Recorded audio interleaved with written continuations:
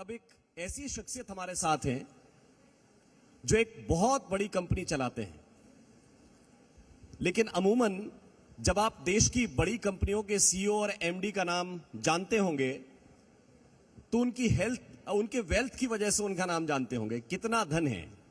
लेकिन एक ऐसे एमडी इस वक्त हमारे बीच में हैं जो पूरी दुनिया में हेल्थ की वजह से जाने जाते हैं और वो हेल्थ के लिए तन मन धन सभी से समर्पित हैं। आचार्य बालकृष्ण किसी परिचय के मोहताज नहीं है।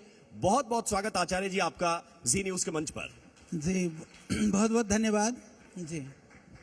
अमूमन ये कहा जाता है कि जोड़ियां काम करती हैं। शोले में जय वीरू की जोड़ी थी, एक जोड़ी केंद्र की सरकार भी चला रही है और एक जोड़ी आपको पतंजलि में देखने के लिए मिलेगी, बाबा रामदेव और उनके साथ उनके साय की तरह आचार्य बालकृष्ण। बहुत बहुत स्वागत और अभिनंदन मैं करना चाहता हूं और इस प्रश्न के साथ मैं शुरुआत करना चाहता हूं कि आचार्य बालकृष्ण का काम, बाबा रामदेव का काम संपूर्ण मानवता के लिए है। उसको मैं केवल देश के बंधन में बांधूं, किसी प्रदेश के बंधन में बांधूं, यह ठीक नहीं होगा। लेकिन मैं फिर भी यह जानना चाहता हूं कि एक भारत और श्रेष्ठ भारत के निर्माण में आयुर्वेद की भूमिका, पतंजलि की भूमिका आप किस तरह देखते हैं?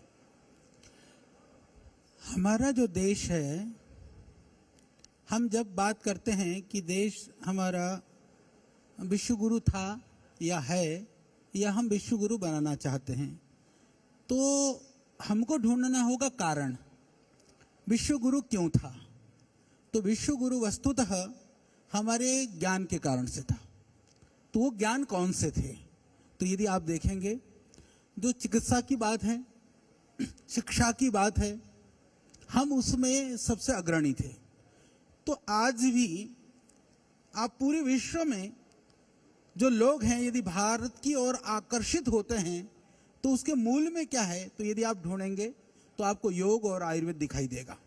यानी योग और आयुर्वेद ऐसी विधाएं हैं जो ऋषियों की विधाएं हैं, हमारी संस्कृति की विधाएं हैं, पर वो मानव मात्र के लिए है, विश्व कल्याण के लिए है, और जो देश को एक सूत्र में पिरोने का काम कर सकता है। और सिर्फ देश को नहीं, अपितु पूरे विश्व को एक छत्र में, एक छत्र के नीचे लाने का कार्य कर सकता है। तो निसंदेह ये योग और आयुर्वेद ही ऐसी विधाएं हैं। और माननीय प्रधानमंत्री जी के प्रयास से 200 के लगभग देशों ने इंटरनेशनल लेवल पर यूएनओ में यदि इंटरनेशनल योगा डे मनाने के लिए सहमति दी है, तो ये एक बड़ा प्रमाण है जी। अच्छा, आप लोगों की मैं थोड़ा सा ध्यान इस तरफ चाहता हूं, और वो इसलिए क्योंकि आचार्य जी अपने विषय में बहुत ज्यादा बातें बताते नहीं हैं, लेकिन हम लोग भी थोड़ा बहुत ढूंढ लेते हैं। और हमें यह पता चला है, आप लोग जानकर ये आश्चर्य करेंगे कि आचार्य जी ने एक नया ग्रंथ लिखा है।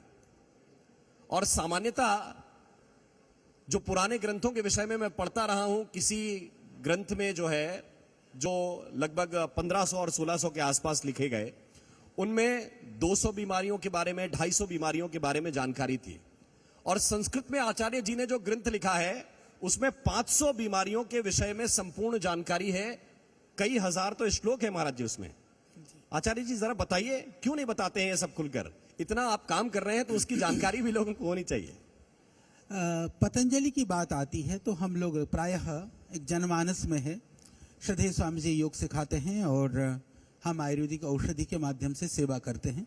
सत्य है कि यह कार्य भी हम करते हैं, परंतु उसकी पृष्ठभूमि में, क्योंकि आयुर्वेद यदि आज बहुत सारी चुनौतियों के बीच में भी जनमानस में पहुंच रहा है, स्वीकार्यता बढ़ रही है। स्वीकार्यता बढ़ने में सबकी स्वीकार्यता नहीं है, चुनौती के साथ में जब आगे बढ़ती है चीजें, तब स्वीकार्यता के जी सतह पर वो चीजें पहुंचती हैं।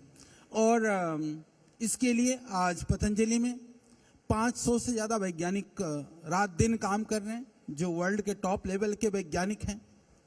और इतना ही नहीं, आज हम बात करते हैं वैश्विक स्तर पर, तो जड़ी बूटियों के ऊपर काम करने के लिए, अनुसंधान करने के लिए हमारे पास जो बायो सेफ्टी लेवल होता है रिसर्च में, वो 3 लेवल का रिसर्च लैब है।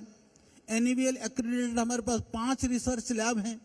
तो वो पृष्ठ में, यानी कि बैकएंड पर लोगों को कह देना कि ये पतंजलि की औषधि है, मैं एक निवेदन करना चाहता हूं कि प्राचीन काल में भी रिसर्च होते थे। जी उस समय के जो स्टैंडर्ड्स हैं, पैरामीटर्स हैं, वो अलग टाइप के थे। आज भी रिसर्च होता है।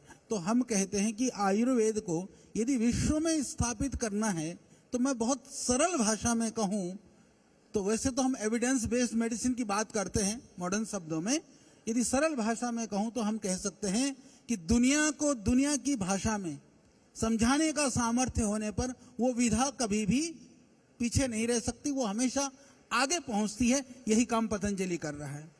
और इसके लिए जैसे हमारी ग्रंथों की हम बात करें, चरक सुश्रुत वगैरह हमारे ग्रंथ हैं, 2,500-3 हजार से पुराने ग्रंथ हैं। कई बार तो ऐसा लगता है कि उससे भी पुराने समय से चले आ रहे हैं। इसके बाद में यदि हम डायग्नोसिस की निदान की बात करें तो अर्वाचीन काल में माधव निदान वगैरह, माधव आचार्य वगैरह ने किया, वो भी 1400 से 1600 साल हो गया। तो कई बार ऐसा होता था कि मॉडर्न सिस्टम में जब जिसको हम आज की चिकित्सा पद्धति या मेडिकल सिस्टम कहते हैं, तो वहाँ एक बात आती थी, बोले भी आयुर्वेद में तो ग्रंथों में तो बहुत सारे रोगों का वर्णन नहीं है, तो फिर आप चिकित्सा कैसे करते हो? तो हमने कहा कि ग्रंथ में रोगों का वर्णन, क्योंकि 1400 साल 1600 साल पुराना ग्रंथ है माधव निदान, जो डायग्नोसिस के लिए आयुर्वेद का प्रामाणिक ग्रंथ माना जाता है। तो हमारे मन में एक भाव था कि 100 वर्षों में जो कार्य नहीं हुआ, तो आयुर्वेद को कि आगे याद करें तो लोग आज तक को, यानी कि अब हम 1400 साल पीछे थे, उन 1400 साल को वर्तमान रोगों की स्थिति, वर्तमान चिकित्सा की स्थिति में जोड़ने का कार्य वह पतंजलि के माध्यम से हुआ है। सौमित्रीय निदानम के रूप में हमने उसी शास्त्रीय शैली में आधुनिक रोगों के निदान, डायग्नोसिस और उसकी पूरी कंप्लीट उसका जो है, जिस तरह से आप डिस्क्रिप्शन कह सकते हैं, व्याख्या कह सकते हैं, वर्णन कह सकते हैं, वो पतंजलि के द्वारा हुआ है। और अभी बड़ा इसके लिए कार्यक्रम पतंजलि में हुआ। और हमें गौरव है कि अब कम से कम हम ये कह सकते हैं पूरी दुनिया के लोगों के सामने हमारे आयुर्वेद के ग्रंथों में भी जितने भी आधुनिकी रोगों की बात करते हैं वो सब कुछ उनमें वर्णन है। वर्णन ही नहीं है, पूरी प्रामाणिकता के साथ में वर्णित है। अब हम ये कह सकते हैं, जिसको हमने 6,862 श्लोकों के अंदर उसको लिपिबद्ध करने का काम किया है, 2 वॉल्यूम में है। तो ये कार्य पतंजलि के माध्यम से चल रहा है। और इतना ही नहीं, जब अभी मैं आपको बताता हूं भाई, जो अच्छे काम हुए हम अभी भी अंग्रेजों को याद करते हैं। जब बॉटनी की बात आती है तो लोग कहते हैं वो वेंथम हुकर ने बहुत बड़ा काम किया था, या फिर और कार्य की बात आती है तो भी हम लोगों को याद करते हैं। मुझे इस बात को कहते हुए प्रसन्नता है, हम लोग पूरे देश के अंदर बॉटनी के अंदर भी बहुत सारा काम कर रहे हैं। और हम लोगों ने कम से कम कई 100 प्लांट्स अलग अलग स्टेट के लिए, अलग अलग क्षेत्र के लिए और कंट्री के लिए वर्ल्ड में न्यू रिपोर्ट हमने करी है। यानी कि उन पौधों के ऊपर हम लोगों ने, उन पौधों को हमने ढूंढा है जो पहले विश्व के रिकॉर्ड में नहीं था। ये बड़ा काम भी पतंजलि कर रहा है। और एक बड़ा कार्य मैं आपको गिना देना चाहता हूँ, क्योंकि ये कॉमर्शियल या बिजनेस की बातें नहीं, क्योंकि लोगों को लगता है कि ठीक है दवाई बनाते हैं तो दूसरी कंपनियां भी बना रही हैं, या योग भी अब तो बहुत लोग सिखाने लगे। पर मैं आपको ये बताना चाहता हूँ कि व्यापार हमारा लक्ष्य और उद्देश्य नहीं है। यदि आज संसाधन है तो उन संसाधनों से हम कितना बड़ा कार्य इस देश को श्रेष्ठ बनाने के लिए, एक बनाने के लिए हम कर सकते हैं। क्योंकि जी न्यूज का ये आज का लक्ष्य भी यही है। तो WHO ने, ये रिकॉर्ड में बहुत ही प्रामाणिकता के साथ बोल रहा हूं आपको, WHO ने 1999 में एक प्रोजेक्ट स्टार्ट किया कि पूरे वर्ल्ड में कितने पैथियां हैं, जो बॉटनी बेस्ड मेडिसिन पद्धति की जो पैथियां हैं, उनको हम एक जगह पर ला करके कितने प्लांट्स यूज किए जाते हैं उनके लिए डॉक्यूमेंटेशन किया जाए। उन लोगों ने 2010 तक काम करके उसको बंद कर दिया। उनको लगा कि यह कार्य तो असंभव है। वो 3-4 वॉल्यूम में छोटे छोटे उनके वॉल्यूम पब्लिश्ड हैं। परंतु पतंजलि ने यह कार्य प्रारंभ, हम लोगों को पता भी नहीं था कि ऐसा काम WHO ने भी शुरू किया था। तो आज हमें बताते हुए बड़ी प्रसन्नता है कि पूरे वर्ल्ड में, क्योंकि जब प्लांट्स बायोडाइवर्सिटी की बात हम करते हैं तो लगभग 3,60,000 के लगभग पौधे इस दुनिया में उपलब्ध हैं। उन पौधों में हमने 50,000 ऐसे पौधे आइडेंटिफाई किए जिनके पास औषधीय गुणों का या मेडिसिनल प्रॉपर्टीज ज्यादा हैं या उसका किसी न किसी पद्धति के अंदर कहीं ना कहीं ट्रेडिशनल सिस्टम में वो यूज हो रहे हैं। ये राम जी एक इतनी बड़ी बात थी और हमने लगभग उसके लिए 6 लाख से ज्यादा यूनिक रेफरेंसेज यूज किए, 6 लाख, और पूरे वर्ल्ड के 2000 से ज्यादा ट्राइब्स को हम लोगों ने पूरे उनके डेटा को सर्च किया। इतना ही नहीं, यदि हम बात करते हैं बॉटनिकल नेम और सिनोनिम्स की, 2.5 लाख से ज्यादा सिनोनिम्स हमारे उसमें यूज हुए हैं। और दुनिया की भाषाओं की बात करते हैं तो मैं आपको बताना चाहता हूं, हम लोगों ने 12 लाख नाम है दूसरी भाषाओं में, 12 लाख, और पूरी प्रामाणिकता के साथ में। और इतना ही नहीं, उसके अंदर यदि आप बात करते हैं भाषाओं की संख्या तो लगभग 2200 भाषाओं में उसको अभी आप देखना चाहें तो WHO पोर्टल ऑनलाइन भी अवेलेबल है, आप देख सकते हैं। पूरे वर्ल्ड में 964 तरह की हीलिंग प्रैक्टिसेस हैं, उन सारी हीलिंग प्रैक्टिसेस को हमने दिया है। जब इस पुस्तक को मैं लेकर के गया royal botanical garden, Q garden में, वहां पर लॉन्च होना था, तो उन लोगों ने देख करके जैसे अंग्रेजों का स्टाइल होता वाओ करते रह गए, क्योंकि उनको लगता था कि वो सबसे बड़ा काम करते हैं, पर उनको देख करके लगा कि हमसे बड़ा काम भी कोई भारत में कर रहा है और वो भी पतंजलि कर रहा है। ऐसे ही कार्यों से हम श्रेष्ठ भारत के रूप में पूरी दुनिया में भारत को स्थापित कर सकते हैं। तो इसके लिए हमको प्रयास करना होगा कि जो भारत के अंदर जो क्षमताएं हैं, उन क्षमताओं को हमें उद्घाटित करना होगा, उसको ढूंढना होगा और उसको ढूंढ करके फिर हमें दुनिया के सामने लाना होगा। तो भारत एक भी बनेगा, नेक भी बनेगा, श्रेष्ठ भी बनेगा और विश्व गुरु भी बनेगा। आपने कहा कि अंग्रेजों ने कहा कि वाओ, जी, हर पंक्ति वाओ कहने के लायक है। मैं आश्चर्यचकित हो रहा था हर पंक्ति पे कि फिर आपने ये भी किया है, फिर ये भी किया है।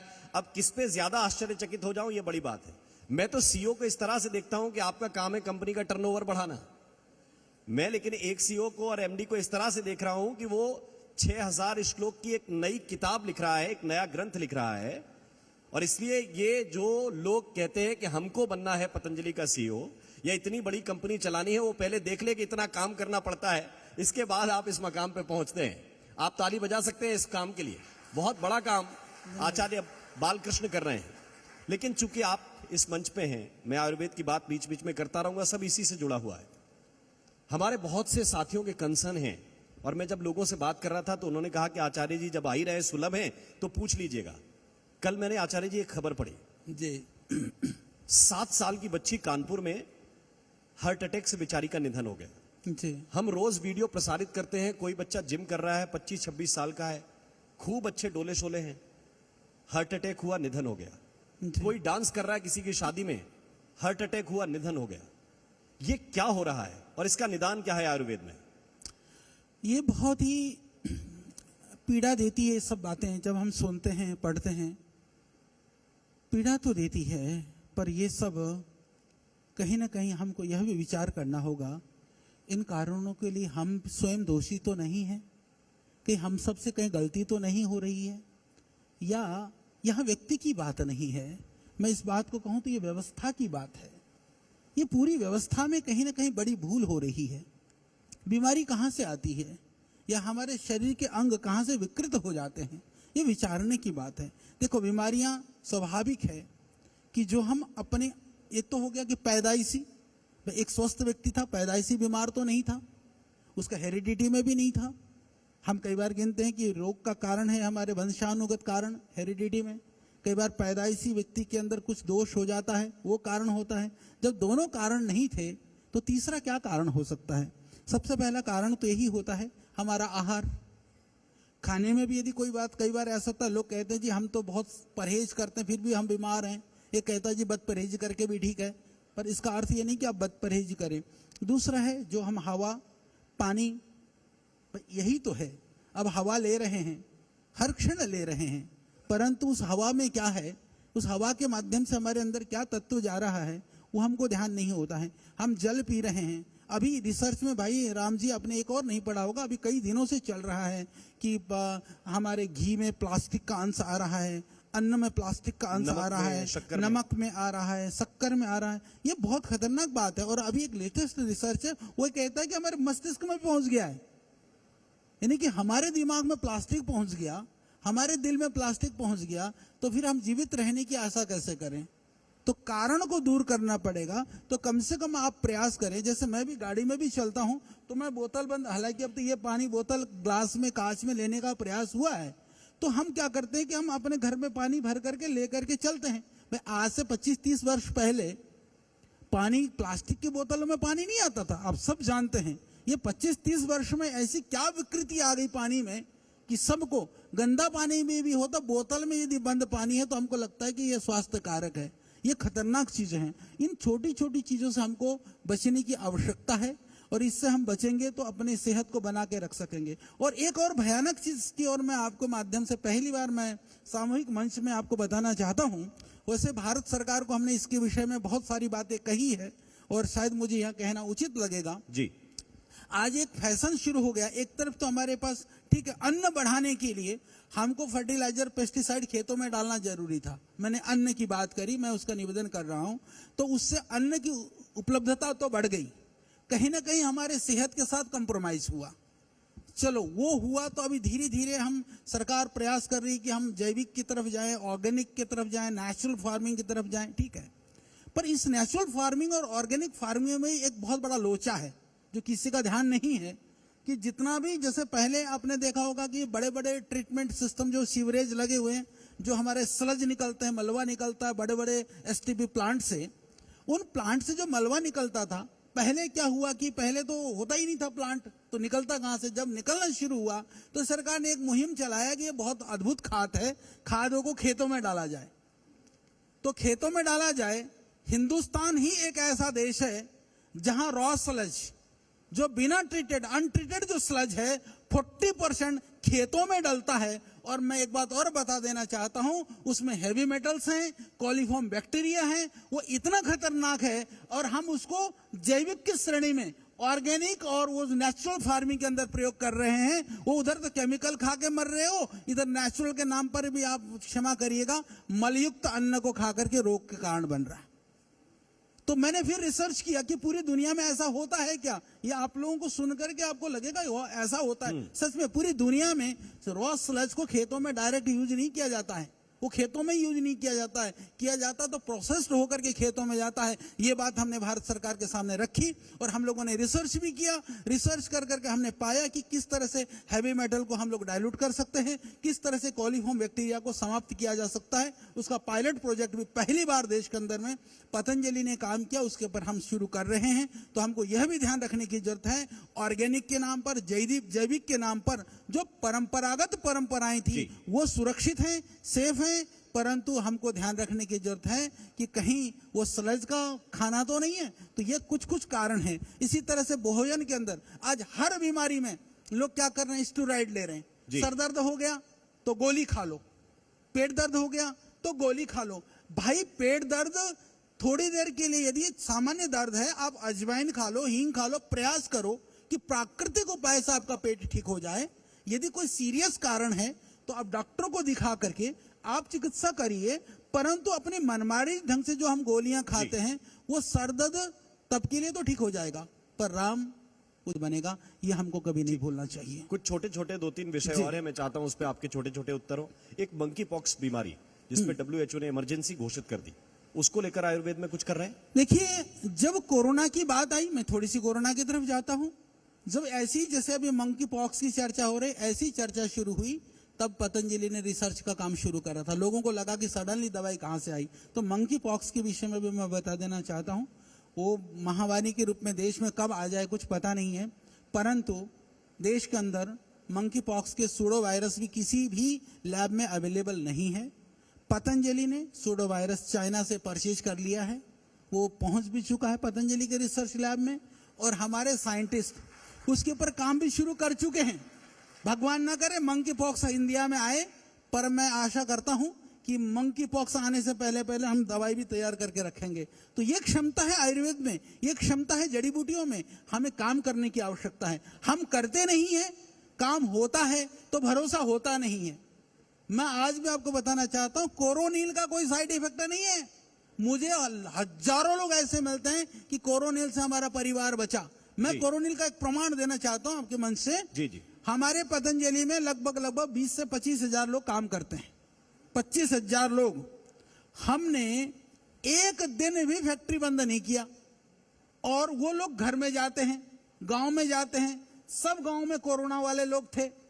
हमने क्या किया, जब वो फैक्ट्री में आते थे सुबह, नियम था गेट से अंदर घुसोगे, पहले 2 गोली कोरोनिल खाओगे, गर्म पानी पियोगे, अंदर जाओगे, जब घर के लिए निकलोगे 2 गोली खाओगे, गर्म पानी पियोगे, घर जाओगे। भगवान की कृपा से एक भी डेथ नहीं हुई।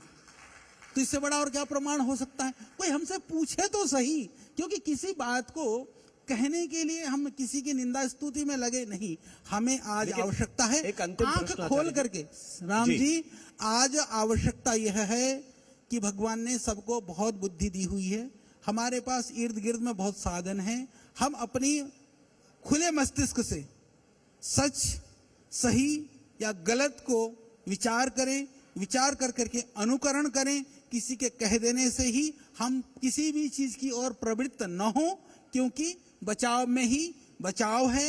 अपने परिवार की रक्षा करिए, अपने बच्चों की रक्षा करिए और सावधानी के साथ आगे बढ़िए जी। ये लेकिन फिर अंतिम प्रश्न मैं आपसे ये करना चाहता हूं, ये क्या बाजार की खींचतान है?